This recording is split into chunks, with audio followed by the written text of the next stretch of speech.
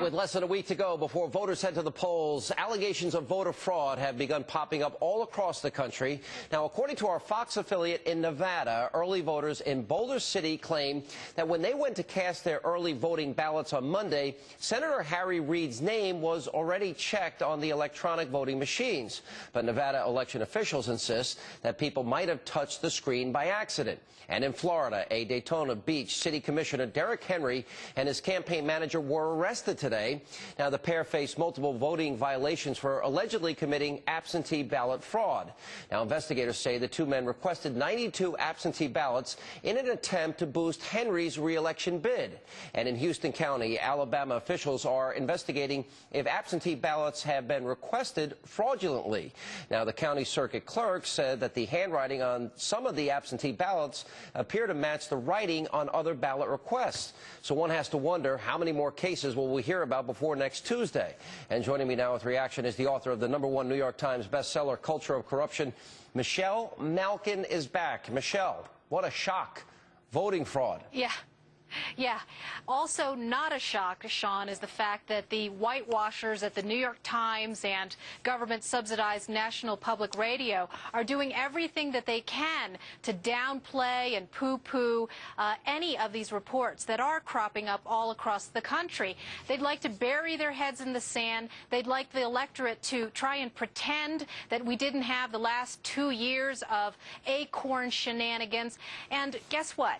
Citizens across this country have taken matters into their own hands, and the left is up in arms about it. Finally, we have citizen watchdogs who are doing the job that so many other election officials and Democrats won't do, and that is trying to ensure and protect the integrity of the electoral process. It's more important than ever, Sean, of course, because so many of these races are tight. They're toss-up races in key states.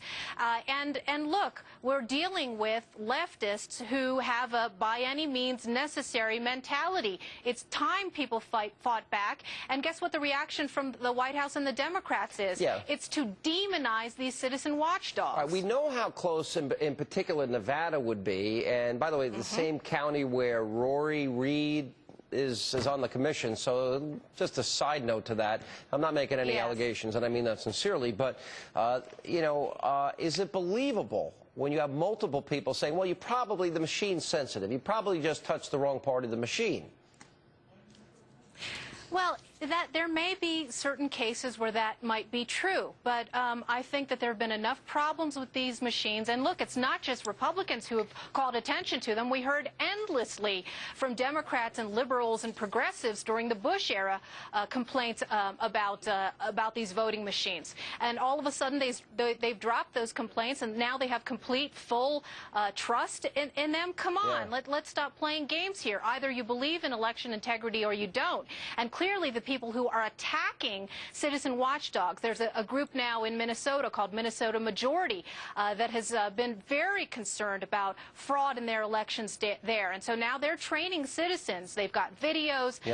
American Majority Action has a new app for iPhone users to report voter fraud. And there are plenty of other initiatives like this on the Internet. And guess what? You've got people like, this just came in the email to me this afternoon. This is Paul Begala sending a big hysterical email out on behalf of the Democratic Congressional Campaign Committee, and he talks about Republican voter integrity squads in this way. He calls them, quote, despicable, quote, disgusting, quote, dirty tricks.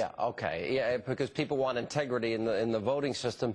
Another issue that is very concerning to me, very concerning, and you would think that this would be an issue that Eric Holder and the Department of Justice would be all over by now, and that is the disenfranchisement of our brave men and women in the military. I'll give you an example. We have a case in Illinois, and we have a case in New York.